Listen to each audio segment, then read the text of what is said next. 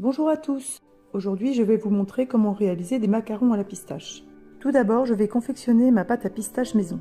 Pour cela, il me faut 90 g de pistaches émondées, 50 g de sucre, 35 g de poudre d'amande, 15 g d'eau, 3 cuillères à soupe d'huile neutre et quelques gouttes d'extrait d'amande amère. Je commence par faire chauffer l'eau et le sucre dans une casserole jusqu'à atteindre une température de 120 degrés. Si vous n'avez pas de thermomètre, il suffit de porter à ébullition pendant 2 à 3 minutes.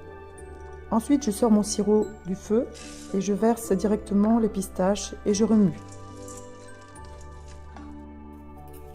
Je les verse dans le bol de mon mixeur. J'ajoute la poudre d'amande et quelques gouttes d'extrait d'amande amère et je remixe quelques minutes.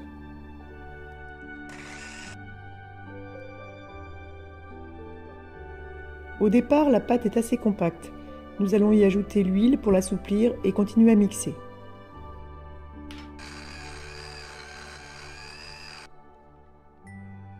Je vais réserver ma pâte à pistache au frais.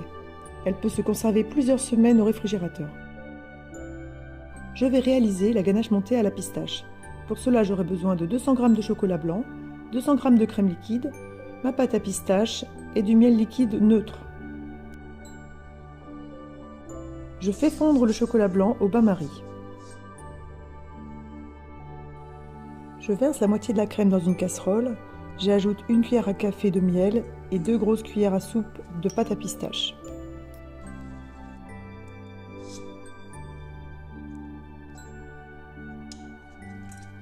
Je porte à ébullition sans cesser de remuer. Puis je verse dans le bol d'un robot et je mixe pour obtenir une crème bien fluide et sans morceaux. On peut aussi le faire avec un mixeur plongeant.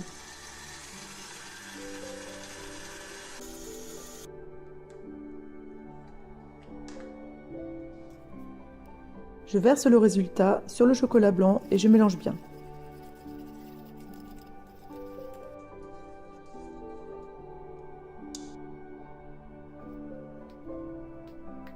Je verse le mélange dans le bol du robot et j'y ajoute la crème froide.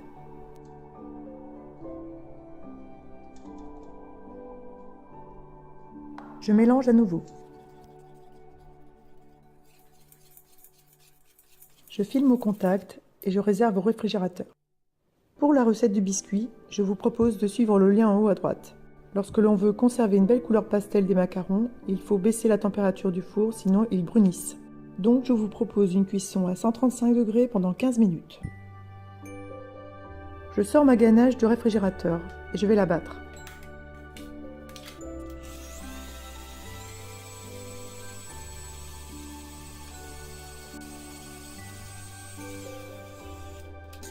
Le résultat est très épais.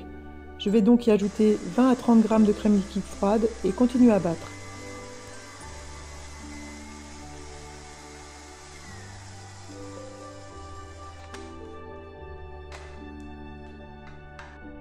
Cette fois, la ganache a la texture que je souhaitais. Je vais pouvoir la pocher et garnir mes macarons.